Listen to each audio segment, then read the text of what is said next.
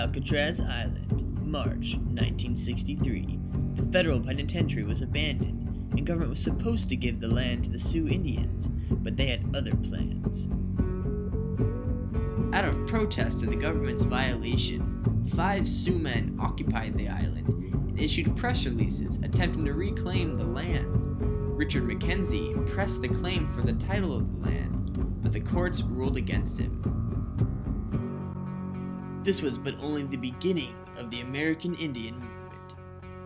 Later, in 1964, a second occupation grew from the Bay Colleges with leader Richard Oakes. Richard Oakes and several other students wanted to occupy Alcatraz Island as a symbolic protest. On November 9, 1969, Richard and the students went on a boat and swam to the island as an overnight protest.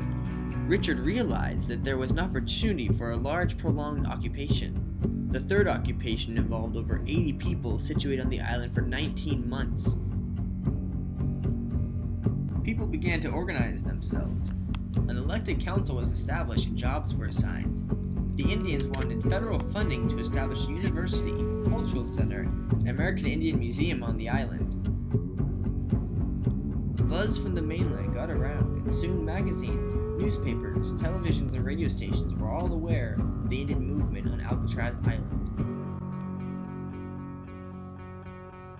However, the protest would soon face an unfortunate termination.